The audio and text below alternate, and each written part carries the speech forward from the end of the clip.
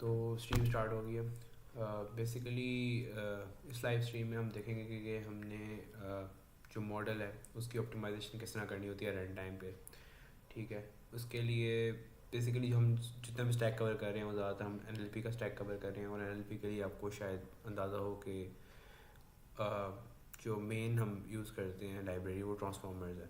Basically mostly hugging face के अंदर models पड़े होते हैं और ट्रांसफॉर्मर्स उसकी लाइब्रेरी है, उसका फ्रेमवर्क है। तो बेसिकली हम हगिंग फेस के अंदर से जितने ही मॉडल लोड करने होते हैं हम बेसिकली ट्रांसफॉर्मर्स लाइब्रेरी यूज़ करके ही यूज़ करते हैं। ठीक है, तो हगिंग फेस जो है उसके अंदर ही अपनी एक डॉक्यूमेंटेशन के अंदर ही एक टूल है ऑप्टिमम के नाम से। बेसिकली वो करता है कि हमने जब ट्रेनिंग टाइम रिड्यूस करना हो या मोर एफिशिएंटली मेमोरी यूज़ करनी हो तो हम ऑप्टिमम पैकेज यूज़ करते हैं। बेसिकली ऑनिक्स रन टाइम के ऊपर भी हम ने अगर कोई मॉडल एक्सपोर्ट करना है कोई स्पेसिफिक ऑप्टिमाइजेशन करके तो हम उसे यूज़ कर सकते हैं। ठीक है, ऑप्टिमम पैकेज बेसिकली क्या है? ये एक्सटेंशन है ट्रांसफॉर्मर्स के पैकेज की, जिसके अंदर multiple optimisation techniques quantisation techniques use होती हैं। ठीक है, तो बेसिकली यही चीज़ है। ठीक है, तो हमने जो अभी आर्टिकल खोला है वो जो ब्लॉग पोस्ट है जो भी आर्टिकल है बेसिकली वो ऑप्टिमम की ऑप्टिमाइजेशन टेक्निक्स पर बेस्ड है। ठीक है, और इसने यहाँ बताया हुआ है कि मतलब जो हमने आज पढ़ना है हमने वही करना है कि हमने स्पेसिफिक चीज़ को देखना है। ठीक है, तो यहाँ पर अगर आप देखें उसने कहा जब हमें ग्राफ ऑप्टिमाइजेशंस करनी होती है ना basically on the run time तो हम ऑप्टिमम पैकेज के ऑप्टिमाइजेशन मॉड्यूल यूज़ करते हैं। ठीक है, इसके साथ हमें बस CLI भी होती है। ठीक है, अगर हम स्पेसिफिकली कोड बेस्ड नहीं कर रहे, ठीक है, और हम डायरेक्टली चाहते हैं कि हमने जब अपना मॉडल एक्सपोर्ट करना है तो हम डायरेक्टली ऑप्टिमाइज्ड मॉडल को एक्सपोर्ट करें कंपेयर टू कि हमारा पूरा फुल मॉडल जो है विदाउट ऑप्टिमाइजेशन जा रहा। ठीक है, तो अब ऑप्टिमाइजेशंस के अंदर बेसिकली काफ़ी ज़्यादा चीज़ें आती हैं जिसके अंदर हमारे पास जो कैलू एक्टिवेशन फंक्शन है हम उसके ऊपर एक्टिवेशन कर सकते हैं, हम नोट फ्यूजन कर सकते हैं, मल्टीपल इस तरह की चीज़ें। ये बेसिकली इसके लिए हम एक सेपरेट वीडियो करेंगे। अभी बेसिकली हम चेक करना चाह रहे हैं कि प्रैक्टिकली हम इस चीज़ को कैसे कर सकते हैं। ठीक है, ऑप्टिमाइज़ कैसे कर सकते हैं अपना मॉडल ऑन रन टाइम। ठीक है, तो बेसिकली हम इसी टूल को एक्सप्लोर करेंगे, ऑप्टिमम टूल को फॉर द ग्राफ ऑप्टिमाइजेशन। ठीक है, तो बेसिकली स्टार्ट करते हैं। यहाँ पर हमें बताया हुआ है कि सारी की सारी वही चीज़ें हैं जो मैंने एक्सप्लेन की हुई है कि ऑनिक्स रन टाइम के ऊपर मॉडल ऑप्टिमाइजेशन हम किस तरह करते हैं। ऑप्टिमम पैकेज का ऑनिक्स रन टाइम जो है ये स्पेसिफिक पैकेज है, ऑप्टिमम के अंदर सब मॉड्यूल है उसका, वो हमें बताता है कि हमने ग्राफ ऑप्टिमाइजेशन किस तरह करनी है अपने मॉडल की। ठीक है, एक CLI प्रोवाइड भी करता है, अगर हम इसको इंस्टॉल करेंगे तो हमें डायरेक्टली एक CLI मिल जाएगी। ठीक है, मैं इसको ज़रा और बड़ा कर दूँ। ठीक है, मैं भी अब से ज़्यादा बेहतर शो हो रहा होगा। ठीक है, मैं चेक कर लेता हूँ यहाँ पे। हाँ, अब ज़्यादा बेहतर शो हो रहा है। ठीक है, तो एक तरीके से ऑप्टिमम CLI आपके पास आ गई है जिसके अंदर आप मॉडल को जब ऑनिक्स में एक्सपोर्ट कर रहे होगे आप एक मॉडल का बता दोगे अपने। ठीक है, जो हगिंग फेस में अवेलेबल है रेड से वो मॉडल। ठीक है, हमने उसको मॉडल का फ्लैग दे दिया और हमने आके मॉडल एक्सप्लेन कर दिया अपना। ठीक है, हमारा कौन सा मॉडल है। उसके बाद हमने ऑप्टिमाइज़ किया। अब ऑप्टिमाइजेशन के डिफरेंट लेवल्स हैं। ठीक है, जो लेवल्स हैं वो ये 4 लेवल्स हैं, इसके अंदर हम सेलेक्ट कर सकते हैं। ठीक है, और उसके बाद हमने आउटपुट डायरेक्टरी बतानी है कि हमारा आउटपुट डायरेक्टरी कौन सी है जिसके अंदर से मॉडल को सेव करना है। ठीक है, तो बेसिकली ये चीज़ है। अब इसके ऑप्टिमाइजेशन के पहले तो हमें ये चीज़ समझ आ गई कि मतलब इसको यूज़ करना बहुत ईजी है, हमें कोई ज़्यादा बड़ी चीज़ें यूज़ करने की ज़रूरत नहीं है। अगर हम डायरेक्टली सिर्फ और सिर्फ ऑनिक्स मॉडल को एक्सपोर्ट करना चाह रहे हैं अपने ऑप्टिमाइज्ड मतलब ऑप्टिमाइज्ड मॉडल को ऑनिक्स फॉर्मेट में सेव करना चाह रहे हैं तो एक तरीके से हम उसको एक्सपोर्ट करने का एक मतलब बेसिक CLI की कमांड है जिसकी बेसिस पे हम एक्सपोर्ट कर सकते हैं। अब बेसिकली हमने चीज़ें देखनी है कि जो ट्रेंड हमने ऑप्टिमाइजेशन लेवल्स हैं वो कौन से हैं। ठीक है, वो लेवल 1 से 4 तक है। अब इसके अंदर हमने चीज़ें देखनी है। ठीक है, अब बेसिक जो जनरल ऑप्टिमाइजेशंस होती हैं ना, जिस तरह के कांस्टेंट फोल्डिंग मेरे ख्याल से एक टेक्निक है, इस तरह की जो बेसिक बेसिक टेक्निक्स हैं उसके लिए हमारे पास जो होती है ना ये O1 हमारे पास लेवल होता है। ठीक है, ऑप्टिमाइजेशन 1। ठीक है, तो इसके लिए बेसिकली हम ये यूज़ कर सकते हैं। अगर हमने थोड़ा फर्दर स्टेप पे जाना चाहते हैं, ऑप्टिमाइजेशन हम ज़्यादा अपनी करना चाहते हैं, जिसके बेसिस पे हमारे पास मल्टीपल और चीज़ें आती हैं। मल्टीपल चीज़ों में हमारे पास हो सकता है कि हमारे पास नोड फ्यूजन हो सकते हैं, ठीक है। रिडंडेंट नोड जो हमने डिलीट करने होते हैं वो बेसिकली O1 में ही आ जाते हैं, तो O2 जो है वो उसकी एक्सटेंशन है, ठीक है। एक तरीके से जो चीज़ें ऑप्टिमाइजेशन O1 में हो रही होंगी वो O2 में भी हो रही होंगी, ठीक है। तो ये चीज़ याद रखनी है। बेसिकली रिडंडेंट नोड्स जो होते हैं रिमूव करने होंगे वो हम O1 में भी करेंगे, ठीक है, O2 में भी करेंगे। नोड फ्यूजन जो है वो हो सकती है। इस ट्रांसफार्मर से कोई स्पेसिफिक नोड है उनकी अगर फ्यूजन करनी हो वो भी हम इसमें कर सकते हैं, ठीक है। इसको हम स्पेसिफिक वीडियो में कवर कर लेंगे कि क्या क्या चीज़ें ऑप्टिमाइजेशन टेक्निक्स होती क्या हैं, ग्राफ ऑप्टिमाइजेशन टेक्निक्स कितनी मतलब किस तरीके की होती हैं। एक वीडियो बनाएंगे उसके अंदर की पूरी थ्योरी देख लेंगे। अभी हमें इससे प्रैक्टिकली देखना है कि हमने इसको स्पेसिफिकली यूज़ करना हो तो किस तरह करना है। अच्छा, और गैलो एक्टिवेशन का शायद आपको पता हो, तो वो एक एक्टिवेशन फंक्शन होता है जो बेसिकली बर्ड्स में या GPTs में यूज़ होता है, ठीक है। और इसका मतलब रन टाइम थोड़ा सा ज़्यादा होता है, तो अगर हमने इसका अप्रोक्सीमेट करना हो और हमने चाहते हो कि एक तरीके से फास्ट रन हो तो इसकी अप्रोक्सीमेशन अप्लाई करते हैं और ये जो है उस लेवल 2 को लेवल 3 पे कन्वर्ट कर देगा, ठीक है। अब जो लास्ट लेवल है ना उसके लिए हमारे पास NVIDIA का GPU होना लाजमी है, ठीक है, क्योंकि इसके अंदर हमारे पास जो फिक्स प्रिसीजन वाली चीज़ें आती हैं ना, सारी मिक्स प्रिसीजन वाली चीज़ें आती हैं वो सारी इसमें इंक्लूड होती हैं। इस तरह के हमारे पास FP32 होता है, FP16 होती है, int 8 प्रिसीजन होती हैं। बेसिकली कितना हम ये डाटा हमारा होता है ना कि 13 बिट 32 बिट डाटा हो गया, 16 बिट डाटा हो गया, बेसिकली उस पर डील करी होती हैं, ठीक है। ये फ्लोटिंग पॉइंट 16 है, ठीक है, एक फ्लोटिंग पॉइंट 32 होता है और एक int 8 होता है, ठीक है। बेसिकली थोड़ी सी हमारी एक्यूरेसी इस पर गिरेगी लेकिन बहुत ज़्यादा नहीं गिरेगी, ठीक है। और जो हम अपने स्पेसिफिक यूज़ केस के लिए कौन सेलेक्ट करना चाहते हैं हम चेक कर सकते हैं, ठीक है। अब इन सब अप्रोक्सीमेशंस में ना थोड़ी थोड़ी सी हमारे पास एक्यूरेसी का आ सकता है कि थोड़ी तो हमारी एक्यूरेसी ना मॉडल की गिर जाए, लेकिन हमने ये देखना है कि हमने कितना हमारे पास मेमोरी कितनी अवेलेबल है और हम कितना फास्ट उसको रन करना चाहते हैं, ठीक है, बेसिकली मॉडल को। तो हम इस बेसिस पे सारी चीज़ सेलेक्ट करते हैं कि हमने O1 सेलेक्ट करना है, O2 सेलेक्ट करना है, O3 सेलेक्ट करना है, O4 सेलेक्ट करना है और O4 के अंदर भी हमें कौन सी स्पेसिफिक चीज़ें सेलेक्ट करनी है, ठीक है। और इसके अलावा भी मल्टीपल ऑप्शंस हैं जो कि हम यूज़ कर सकते हैं, ठीक है।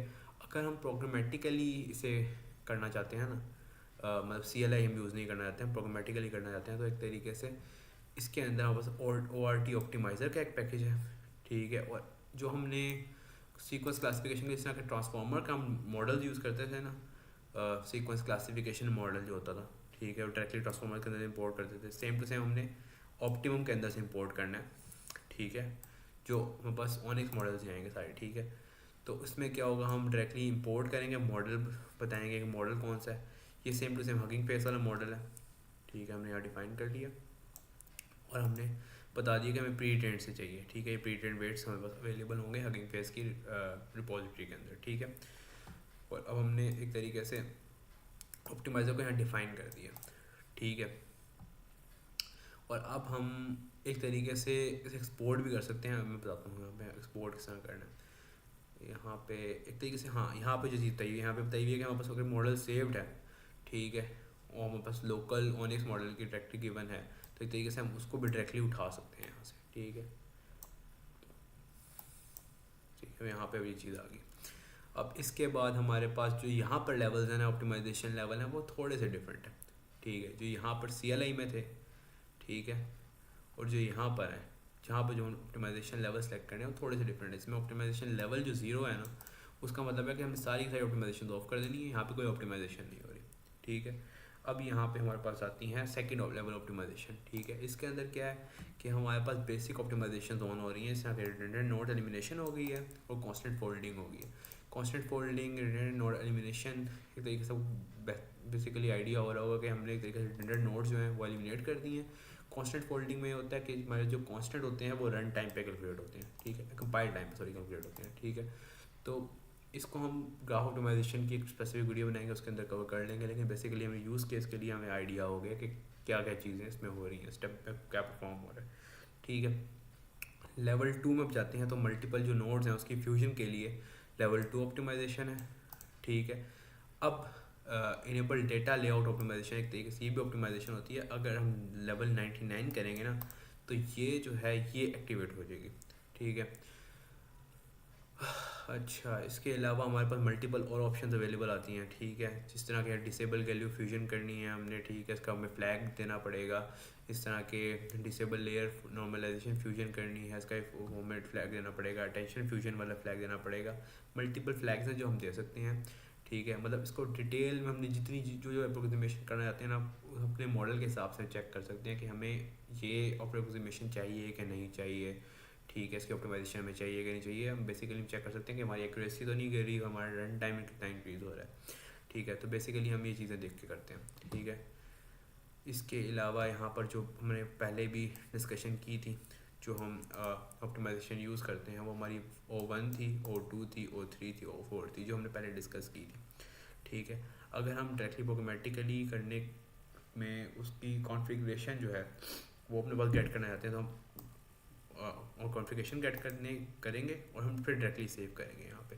जिस तरह के यहाँ पर हमने कोई कॉन्फ़िगरेशन गेट की, उसके बाद हमने एक और फ्लैग, जो हमने फ्लैग्स मेंशन किए हुए थे पहले, उसने मेंशन किया हुआ डॉक्यूमेंटेशन में, हम उसको ऑफ या ऑन कर सकते हैं।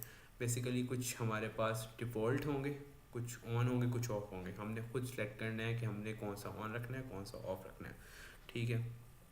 अब एक तरीके से हमने इसको देखें, यहाँ पर हमने O2 ऑप्टिमाइजेशन की कॉन्फ़िगरेशन लोड की यहाँ पे, और हमने जो ऑप्टिमाइज़र था ना उसको मतलब एक तरीके से सेव करा दिया, ऑप्टिमाइज़ करके मॉडल को सेव करा दिया, ठीक है। इस तरह के हमने यहाँ पर मॉडल लोड किया, ठीक है। ऑप्टिमाइज़र में तरीके से बता दिया, ओवरटी ऑप्टिमाइज़र के थ्रू हमने प्रीटेंड ले लिया मॉडल को, ठीक है। और उसके बाद हमने कॉन्फ़िगरेशन लोड करके कॉन्फ़िगरेशन पास की, और इस कॉन्फ़िगरेशन के साथ ये मॉडल हमारे जो है, ये जो पैकेज है हमारे मॉडल को ऑनिक्स में रन टाइम पे सेव कर देगा उस ऑप्टिमाइजेशन लेवल के साथ, ठीक है। तो हमारा मॉडल ऑप्टिमाइज हो चुका है और सेव हो चुका है, हमने सेव डायरेक्टरी भी डिफाइन कर दी है, एंड दैट्स इट, ठीक है। अब इसने एक और मॉडल बताया हुआ है हमारे पास, सीक्वेंस टू सीक्वेंस मॉडल एक है जो एक तरीके से वो यूज़ कर रहा है। इसमें है डिजिटल बार्ट CNN12/6 एक मॉडल है, ठीक है। ये फेस पे अवेलेबल होगा, इसको आप देख सकते हैं, ठीक है। सेम टू सेम उसने वही वाला काम किया है कि उसने यहाँ पर डिफ़ाइन किया मॉडल को अपने, ठीक है। और ऑप्टिमाइज़र के अंदर उसने मॉडल पहले उसने कॉन्फ़िगरेशन डिफ़ाइन की है, यहाँ पे देखें ऑप्टिमाइजेशन ऑफ कॉन्फ़िगरेशन डिफ़ाइन की है। मल्टीपल फ्लैग जो थे उसने अपने मल्टीपल फ्लैग्स डिफ़ाइन किए हैं, ठीक है। इसके बाद जाके इसने डायरेक्टली अपना वहाँ पे मॉडल लोड किया, टोकनाइजर का लोड किया, मॉडल लोड किया, और उसके बाद हमने इसने सेव जो किया था ना मॉडल को, उसने चेक किया, पहले जनरेट करके चेक किया कि ये हमारे पास जनरेट हो चुका है, ठीक है। अब यहाँ पे ऑप्टिमाइजेशन सेव की थी, ठीक है। ये देखें ऑप्टिमम मॉडल का सेव हो चुका है यहाँ पे इस कॉन्फ़िगरेशन के साथ, क्योंकि इसने यहाँ पर सेव डायरेक्टरी भी दे चुका है, ठीक है। और यहाँ पर उसने ऑप्टिमाइजेशन लेवल कॉन्फ़िगरेशन भी दे चुका है जो उसने यहाँ पे डिफाइन की है। मॉडल ऑप्टिमाइज हो चुका है। अब उसने टोकनाइज़र यहाँ पे था, टोकनाइज़र यहाँ पर आप देख सकते हैं कि टोकनाइज़र वो डायरेक्टली सेव्ड टोकनाइज़र नहीं उठा रहा, वो डायरेक्टली मॉडल आईडी से उठा रहा है, जो कि हगिंग फेस में मॉडल आईडी अवेलेबल है ना, उससे उसने ऑटो टोकनाइज़र के थ्रू टोकनाइज़र उठाया, ठीक है। और उसने प्री ट्रेंड सेव डायरेक्टरी से मॉडल को लोड किया जो भी हमने सेव किया था, ठीक है। अगर हमने एक बार सेव कर दिया तो हमें इस पूरे कोड की ज़रूरत नहीं है, हम यहाँ से डायरेक्टली स्टार्ट करेंगे, ठीक है। और उसके बाद हमारा सीक्वेंस टू सीक्वेंस था एक तरीके से, उसने क्या किया, उसने एक इनपुट प्रोवाइड की, ठीक है, और उस टोकन को उसने प्रोवाइड कर दिया इधर। अब हमारे पास जो आउटपुट आएगी वो एक तरीके से सीक्वेंस होगी, ठीक है। तो एक तरीके से सारा का सारा काम हो गया, ठीक है। अब यहाँ पर उसने कहा है कि हमने यही काम CLI के थ्रू करना है, तो हम सही कैसे कर सकते हैं। हमने O1 ने बताया हुआ है, O2 हमने बताना है एक तरीके से कि यहाँ पर हमने ऑप्टिमाइज़ के बाद हमने क्या क्या चीज़ें दे सकते हैं, ठीक है। O1 दे सकते हैं, O2 दे सकते हैं, O3 दे सकते हैं, O4 दे सकते हैं। बाद में कॉन्फ़िगरेशन की फ़ाइल भी डिफ़ाइन कर सकते हैं हम यहाँ पे कि हमने कौन सी कॉन्फ़िगरेशन फ़ाइल यूज़ करनी है, ठीक है। जिस तरह जेसन डिफ़ाइन थी ना, एक तरीके से वो डिफ़ाइन कर सकते हैं हम, या हम उसको सेव करा सकते हैं जो हमने ऊपर फाइल डिफ़ाइन की हुई है ना कॉन्फ़िगरेशन फ़ाइल, उसको सेव करा दें और उसको यहाँ पर डायरेक्टली लोड कर दें, ताकि उस कॉन्फ़िगरेशन के साथ हम उससे CLI के थ्रू मॉडल को सेव कर सकते हैं। जैसा कि -O करके हम आउटपुट डायरेक्टली डिफाइन कर देंगे और बेसिकली सारा काम हमारा इसमें हो जाएगा। तो अच्छा, वीडियो ज़्यादा लंबी नहीं है, लेकिन बेसिकली हमने सिर्फ चीज़ें जो डिस्कस की हैं ना इसके अंदर, हमने ये डिस्कस किया कि हम directly optimise ONNX run time किस तरह कर सकते हैं। तो बेसिकली सारी चीज़ें ये थी, ठीक है, इसके अंदर कोई ज़्यादा कॉम्प्लिकेटेड चीज़ नहीं थी। बेसिकली जितनी भी ग्राफ ऑप्टिमाइजेशन की टेक्निक्स अवेलेबल हैं, मतलब जो कॉमनली यूज़ होती हैं, अवेलेबल तो मैं नहीं कह सकता, लेकिन कुछ एडवांस भी हैं, कुछ बेसिक भी हैं, लेकिन एक तरीके से हमने ऑप्टिमम को यूज़ करके हम जो टेक्निक्स यूज़ कर सकते हैं ना, वो बेसिकली यही है। अभी हमारे पास सिर्फ ऑप्टिमाइजेशन कवर हुई है, अभी हमने क्वांटाइजेशन पे जाना है, तो हम चेक करेंगे क्वांटाइजेशन पे क्या क्या चीज़ें हैं।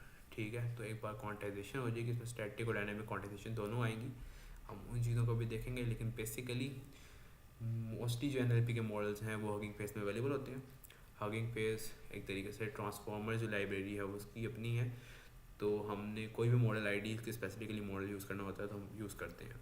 ठीक है, सेम टू सेम हम काम ऑप्टिमम पैकेज यूज़ करके, जो कि एक्सटेंशन है ट्रांसफॉर्मर फ्रेमवर्क की, उसको यूज़ करके एक तरीके से ऑप्टिमाइज़ कर सकते हैं अपने मॉडल को।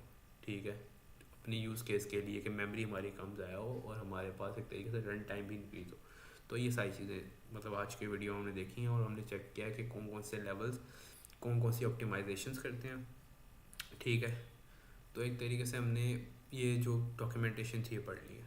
ठीक है, अब जितने भी आपके कोई प्रोजेक्ट्स होंगे जो हगिंग फेज में अवेलेबल होंगे, बेसिकली आप उनको कन्वर्ट कर सकते हैं, ऑप्टिमाइज़ कर सकते हैं अपने प्रोजेक्ट्स को, और उसके बाद चेक कर सकते हैं कि आपकी कितनी स्पेस कम हुई है और कितनी ज़्यादा आपके रन टाइम इंक्रीज़ हुआ है।